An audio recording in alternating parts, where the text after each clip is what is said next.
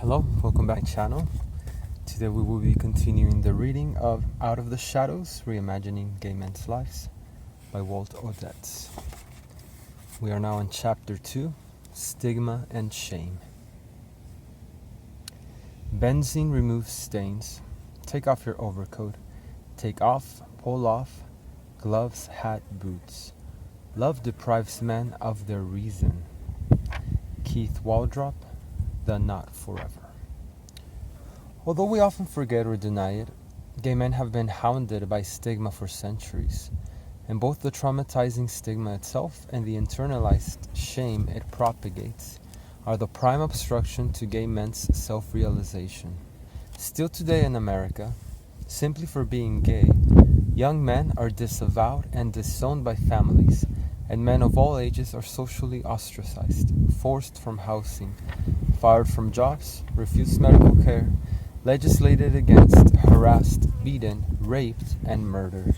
The only other minority group members in the United States that have been so brutally treated over such an extended time are African Americans, though today, gay men are twice as likely to be the object of hate crimes as African Americans. While gay men can more readily conceal themselves than can most African Americans, gay men in public must remain alert and cautious. From an early age, gay boys learn that heterosexual men can be dangerous. The simplest gesture, a particular gait, a lilt in the voice, or display of affection, holding hands, sustained eye contact, or simply walking down the street a few inches too close to another man, can garner emotional or physical assault. For personal safety, most gay men become intuitively adept at avoiding such natural human behavior and all but the known to be tolerant social environment. There have been thousands of stories about the physical brutalization of gay men, some widely publicized, some not. One less publicized story is that of Gabriel Fernandez. The story of Gabriel Fernandez. In 2013, Gabriel, an 80-year-old Southern California boy, was beaten to death by his 30-year-old mother, Pearl, and her 34-year-old boyfriend, Isauro. At the grand jury hearing, Deputy District Attorney Jonathan Hatami said, "For 8 straight months, Gabriel was abused, beaten, and tortured more severely than many prisoners of war." Gabriel's 2 slightly older, unassaulted brothers testified that he was starved and made to live in a locked cabinet. The Los Angeles Times story from which this information is taken is of interest for a disturbing reason. Although the story noted in passing that Gabriel's mother and her boyfriend called Gabriel gay, punished him when he played with dolls, and forced him to wear girls' clothes to school, the article offered little content on the anti-gay sentiment that motivated the crime, but focused on the failure of the child welfare system.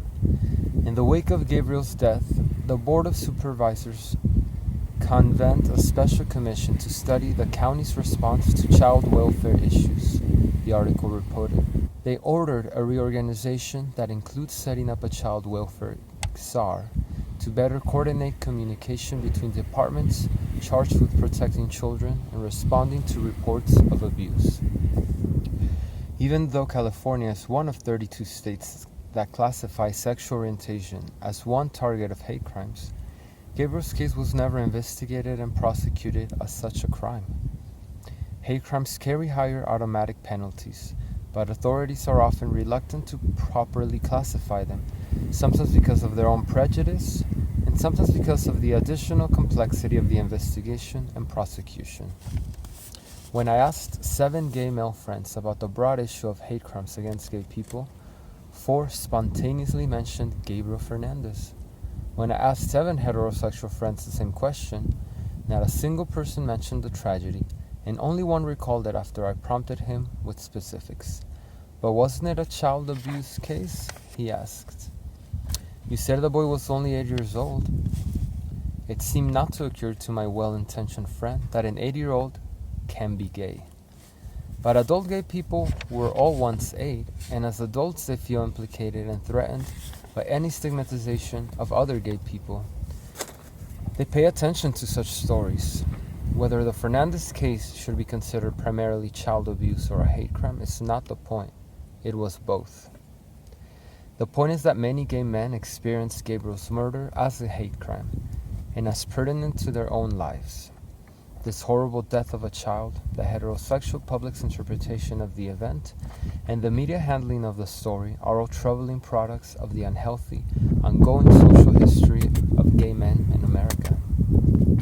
The troubled and troubling feelings that appear to have motivated the murder of Gabriel Fernandez are widespread in America. According to the offices of the United States attorneys within the U.S. Department of Justice, some studies have indicated that assaults motivated by hatred are more violent and more likely to result in serious injury to the victim than other types of assaults. That is particularly so with respect to victims in the lesbian, gay, bisexual, and transgender community. The article continues with a discussion of the Matthew Shepard and James Byrd Jr.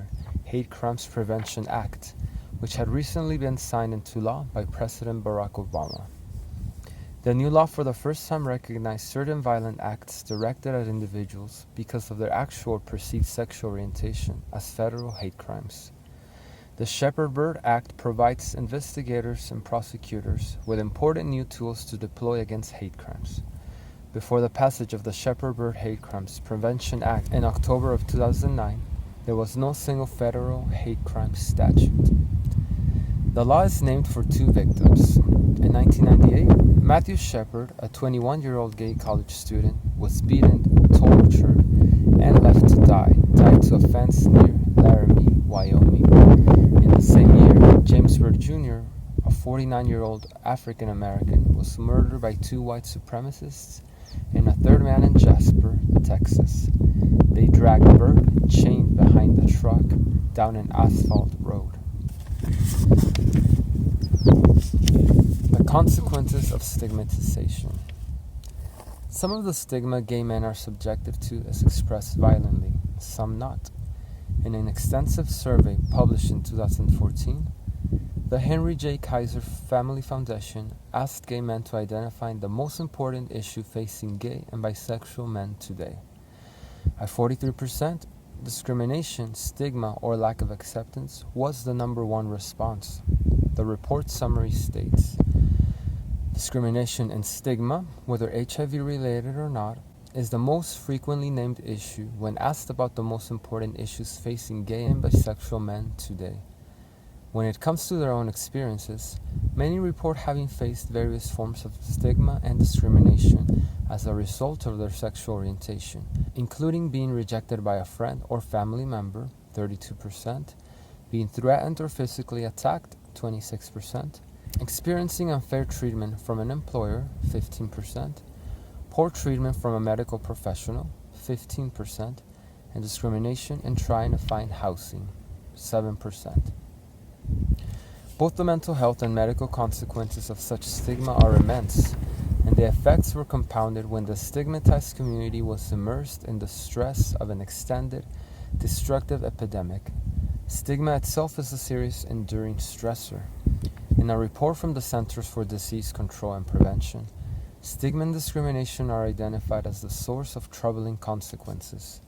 Young adult gay men are 8.4 times as likely as young heterosexual men to have attempted suicide, and 5.9 times as likely to report high levels of depression. They are also 3.4 times as likely to use illegal drugs and to engage in risky sex. Suicide and depression are among the obvious, expected results of stigmatization, but it is important that the CDC also identifies drug use and higher risk sex among the consequences of stigma. While drug use and sexual behavior are often used as justification for stigmatizing gay men, the stigma itself is significantly driven the behavior. People who are taught not to value themselves do not exercise self-care, and high-risk behavior is one way we play out the self-devaluation and shame that stigma creates. Sustained societal stigma, which is internalized as self-stigma, almost invariably results in elevated shame, anxiety, and depression, and behaviors that express such feelings. This observation is too often alarming to gay men because it feels pathologizing, blaming, and itself stigmatizing. It feels like a characterization and indictment of gay life and the admission of weakness. In truth, it is an indictment of the stigmatizing society that has initiated the entire destructive chain. How could the stigma gay men have been subjected to not produce some differences? These differences are not weaknesses. They are appropriate and understandable human responses. When we experience problematic differences, they are usually addressable, which is the focus of several of the following chapters. In 2014, for a perspective outside that of psychotherapy, I spoke with Gary Feldman, a San Francisco primary care physician. He has a large, long-standing practice with populations of both gay men and heterosexuals, and is particularly articulate in discussing his perception of gay men. The number of people I see who are depressed and on antidepressants is huge. If you're talking about the group of gay men that had been sick with HIV-related illness, I'd guess that 75% are on some type of psychotropic medication. And those who haven't been sick but are HIV positive, definitely less, 40 or 50%, but they've been able to carry on life with a certain normality. Negative, HIV negative men, it's still high, just for being gay. Maybe 20% on antidepressants, anxiolytics, anti-anxiety medication, or sleepers, medications to help make life easier. There's also a high incidence of psychotherapy in all three groups, higher than the straight population. There's a greater acceptance of the value of talking about your internal state and the feeling that you're not supposed to live in psychic pain. I think if you take gay men in general, this is a population that's going to be more accepting of the idea of depression, of the idea of psychological state that affects their wellness. Their internal worlds are more dominant in their being because of dealing with their differences in society. Men are different than they used to be, but in general, heterosexual men have little internal space that they live in. They have no idea what anxiety is. A gay man is likely to bring up depression, anxiety, and substances much more often than straight men, maybe 50% higher to throw out a number. Straight men feel their masculinity is impaired by talking about such things, while for gay men, masculinity has a different tone. It's more complicated. Straight men accept their situations. Gay men are looking for help, for the most part. Primary care physicians with this level of psychological insight are relatively rare, and gay men in San Francisco are fortunate to have such care available. Unfortunately, outside of large cities, gay men are much less likely to find a primary care physician to whom they can even acknowledge being gay. A large body of qualitative and statistical literature supports Feldman's observation and estimates about the psychological issues affecting gay men. But again, it must be asserted that the problems that arise in being gay are not the result of being gay. They are the result of how being gay is treated by the large society. It is not we, but they who are accountable. The story of Ronald Reagan. Ronald Reagan has a lot to account for. The early AIDS epidemic unleashed more stigmatization of gay men than any other event in the history of gay life in America. And Ronald Reagan presided as president over the first 7 years of that slaughter. 3 years into the epidemic, we had already seen 7,239 reported AIDS cases and 5,596 deaths. And that year, Larry Speakes, the acting White House press secretary, held a telling press briefing on December 11, 1984. A reporter, Lester King Solving, who had for 2 years raised questions about the epidemic and been consistently rebuffed by Speakes, tried again. The press secretary and other journalists were apparently amused by his persistence. Speakes. Lester's beginning to circle now. He's moving in front. Laughter. Go ahead. Reporter. Since the Centers for Disease Control in Atlanta, laughter, reports, Speaks, this is going to be an AIDS question. Reporter. That an estimated, Speaks, you were close. Reporter. Well, look, could I ask the question, Larry? Speaks, you were close. Reporter. 100,000 people have been exposed to AIDS, which can be transmitted through saliva.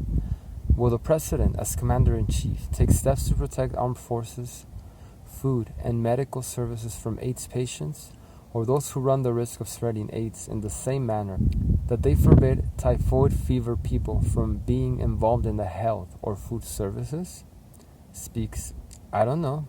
Reporter, is the President concerned about this subject? Larry speaks, I haven't heard him express. Reporter, that seems to have evoked so much jocular. Speaks, concern. Reporter, reaction here?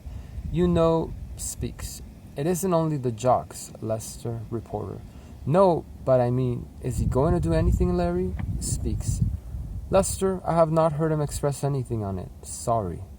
Reporter, you mean he has expressed no opinion about this epidemic? Speaks, no, but I must confess I haven't asked him about it. Laughter. Reporter, would you ask him, Larry? Speaks, have you been checked for HIV? Laughter. Although HIV was discovered in 1983, Speaks was apparently unaware that in late 1984, we did not yet have a badly needed lab test available for HIV. The ELISA HIV antibiotic test would become widely available the following year. 2 years after the press briefing, 5.5 years into the epidemic, we had accumulated 28,712 reported AIDS cases, 24,559 deaths, and the almost certain probability of hundreds of thousands of existing infections that had not yet manifested as clinical AIDS. The President of the United States had still not publicly uttered a single word on the subject. In 1985, Harvey V. Feinberg, Dean of the Harvard School of Public Health, said publicly, bisexual men and prostitutes who are drug addicts are spreading the virus to the general population. Dr. Feinberg warned that the college co-ed and her boyfriend, who experimented 2 years previously with a prostitute, from whom the man may have contracted the infection, may both be carrying and spreading the virus. Everyone who has multiple sexual contacts in a city such as New York, where there is a high incidence of AIDS, he said, is now at some small and growing risk of contracting AIDS. The New York Times article that reported Feinberg's presentation did not clarify the meaning of general population, and it did not question why gay men, African Americans, and intravenous drug users were not considered part of it. The article was headlined, Panel Disagrees Over AIDS Risk for Public. The Times apparently did not consider gay men, African Americans, and IVD use part of the American public. In late October 1986, the National Academy of Sciences, the most prestigious science organization in the United States, released a report.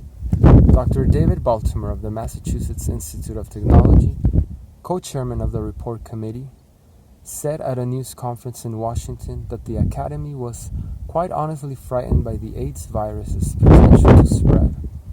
This is a national health crisis of a magnitude that requires presidential leadership to bring together all elements of society to deal with the problem.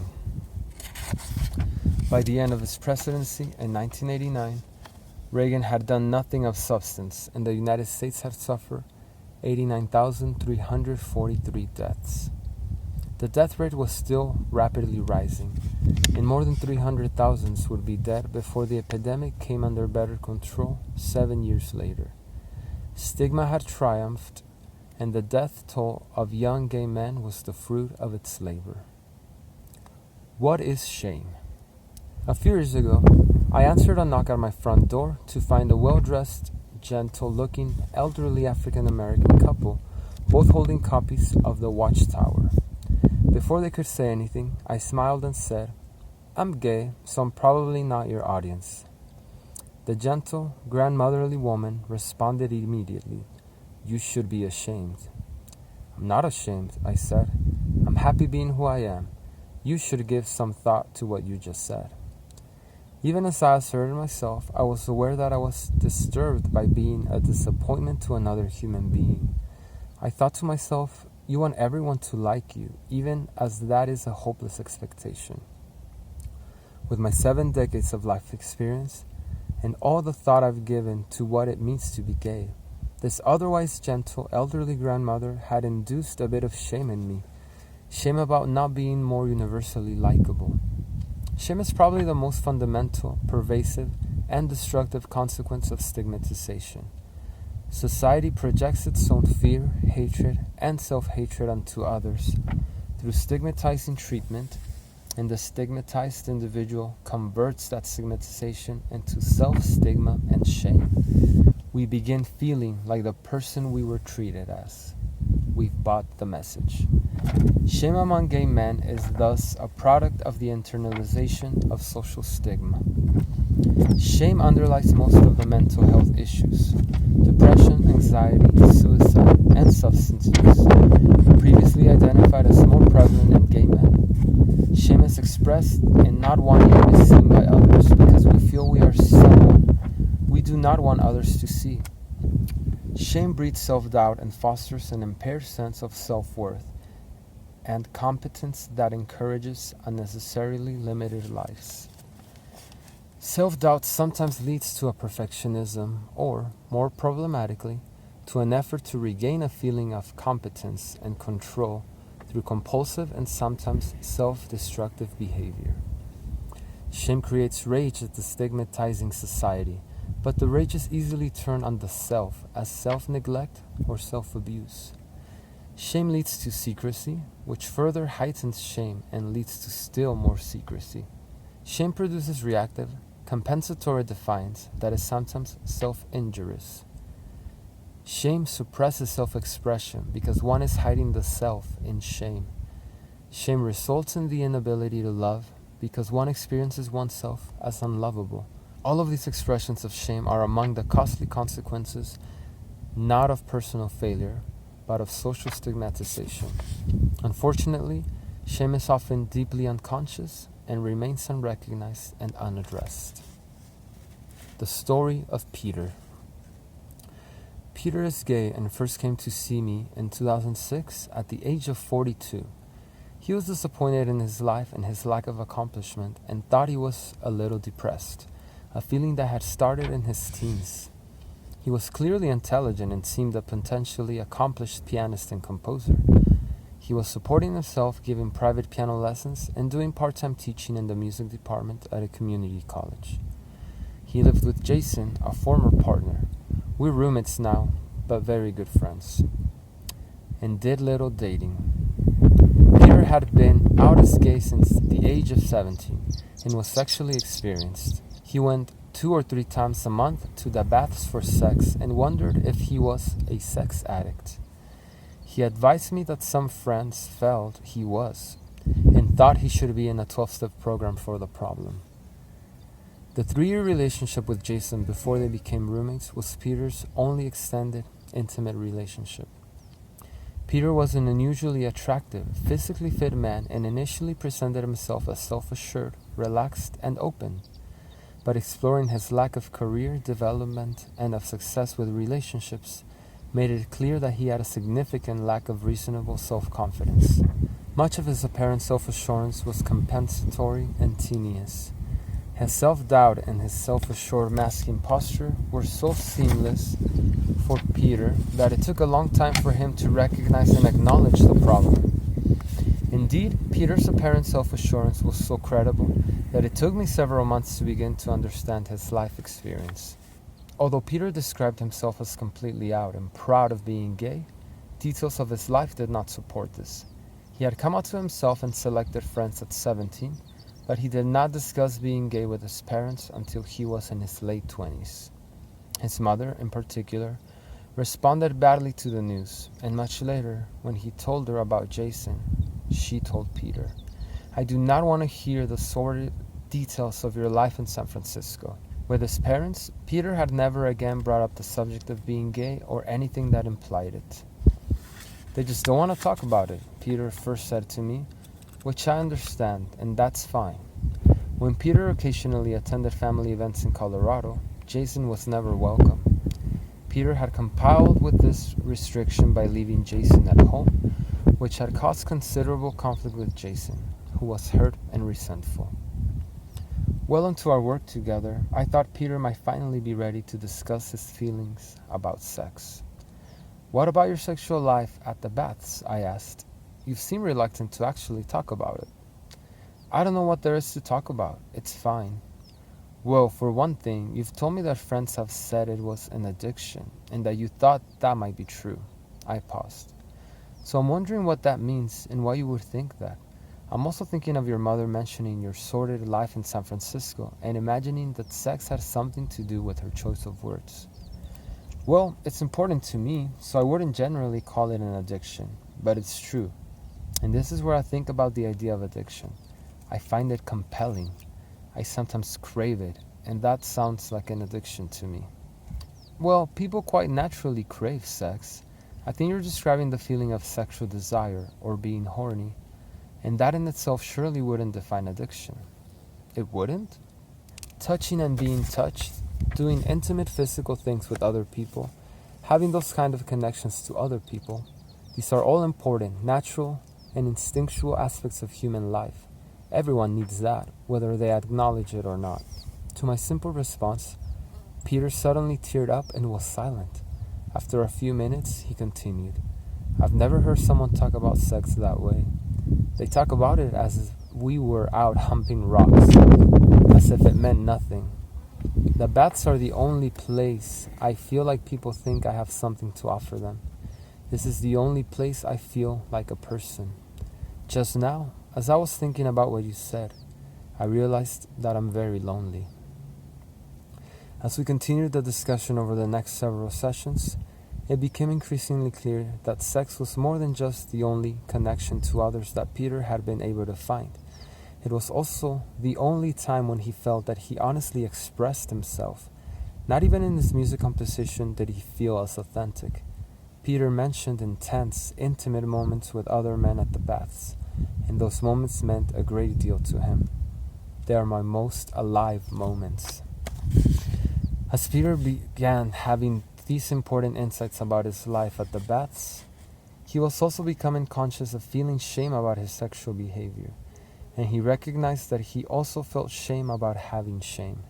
"Gay men should be proud," he said, and he thus denied his shame. He said to me, laughing, "Very often when I'm at the baths, walking around in a towel, I have one thought: I'm so glad my mother can't see me now." Peter had long been aware of having this thought, but had never allowed himself to consider its meaning. The thought was an expression of shame, but with his sense of shame suppressed, being sexually attractive allowed him the feeling of being a desirable person. But this feeling was short-lived, and his experience of desirability was never internalized or extrapolated. It never became part of how he experienced himself. It was an experience in the moment, and it never extended to any aspect of himself other than his body and sexual desirability. For Peter, sex at the baths had been simultaneously a temporary liberation from shame and a source of it. Over time, Peter realized that he had begun feeling shame during very early life. From before he was an adolescent, Peter had memories of his parents, particularly his mother, discouraging behavior they thought feminine, which included his interest in music. He was shamed by them, as well as by peers in school. During high school, Peter kissed another boy who called him a fag and warned others about Peter. This boy, Peter told me, now lives as a gay man in West Hollywood. The self-doubt that grew out of Peter's shame had also started early and would truncate his entire life. He was hiding from the world. When I first described to Peter the interaction between shame and self-doubt, he responded instantly. "The first thing my mother said when I came out to them was, 'You should be ashamed of yourself.' I remember the look on her face, and I'll never forget it. She looked like she hated me, and it made me feel like a nobody, a mouse." Peter's self-doubt was affecting his career as a musician and a composer, as well as his sense of potential and personal relationships. After much discussion, Peter recognized that he approached both issues in a disempowered and passive way. He felt largely unworthy of sex in either area, although he sometimes also had an arrogance about music and about his attractiveness. and he pursued neither with the kind of reasonably confident approach that might lead to better results. Shame usually works out of conscious reach, which makes it much more destructive. As Peter became more consciously aware of how shame informed his feelings, his sense of self, and his behavior, he was slowly able to change that behavior and improve his results. By the time we stopped meeting after 4 years of work, Peter was composing regularly and at last felt that he was writing the music that he wanted to write. I hear myself in my music for the first time in my life, my feelings. He had had one new piano concerto performed and had another performance in preparation. He was also dating a man, a violinist, by no coincidence, and said to me, "I have no idea if it will go anywhere, but I'm enjoying it. I like him a lot, and I actually feel that I have something to offer him, other than my dick." Peter's intelligence, resilience, and capacity for insight served him well. In my experience, gay men have done admirably with lives that have usually been forced to navigate an obstacle course of destructive social influences. But so many have preserved, and simply living as gay men is remarkable and moving. But shame still often lurks unconsciously behind the most successful of gay lives, and Peter's life is a good illustration of how subtle its presence and influences can be. We are never completely free of shame acquired in childhood, adolescence, and early adult life, and the mere assertion of gay pride does not undo it. It hides it. The ability to consciously recognize shame when it attempts to play itself out can transform our lives. In recognizing shame, we can decide to interrupt these inclinations and play things out differently. In doing that, we sometimes get better results, and our shame and self-doubt slowly diminish. Sex and shame. America has always been steeped in a profound erotophobia, at least in the telling, and all gay men, including today's young gay men, live with that heritage. Too much of our shame is shame about sex, but gay men, young and old, also live today with another legacy, that of the early AIDS epidemic. For older men, it is often the trauma of the events, but for the younger men, it is something else. Younger men sometimes hold the notion that men of an earlier generation were irresponsibly promiscuous in the years of gay liberation preceding the onset of the epidemic, and that they caused the slaughter that has stigmatized young men's lives and sexuality. In fact, the stigmatization of gay lives and sexuality long preceded the epidemic, and young men often misunderstand the gay liberation years. In those years, men were simply expressing new freedom from a society that had distorted their adolescent and early adult experience by prohibiting relationships and encouraging surreptitious, shamefully experienced sex. The gay liberation movement, in its reactive, adolescent fervor, demanded bringing all that had been prohibited into the street, insisting that it not be conducted in secrecy and shame. If such behavior was promiscuous by the conventional, erotophobic standards of American society, it was also completely understandable and long overdue. Older men have not caused the stigmatization of the highly sexual lives of today's younger men. They have cut the path that young men today follow. The AIDS epidemic was not the first time that human sexuality inadvertently wrote a disturbing chapter in human history. Despite our denial, sexual feelings and behavior have felled dynasties, downed civilizations, and almost terminated a U.S. presidency, that of Bill Clinton. The obvious truth is that sex in human life is fundamental, essential, and compelling. Sex is an important source of vitality and pleasure, and a necessary form of emotional communication between human beings. It is some kind of magic, and just as baffling. Nevertheless, because of the epidemic, reasoned sex became a standard that gay men were expected themselves to meet. Nancy Reagan said just say no to drugs, but she might as well have included sex. For anyone who has observed human life, reasoned sex is a ridiculous standard. Reasoned sex is like jumbo shrimp. A friend once said to me, "Sex is not conducted out of good sense or reason, and it never will be. By its very nature, it is irrational, and both the importance and the irrationality of sex are beyond negotiation." Societal stigma, self-stigma, and shame are often about sex because these issues are rooted in feelings that many human beings find self-revealing and frightening. The only way out of this perceived conflict is to use our rational minds to come to some acceptance of human life as it is. Our choice is simple.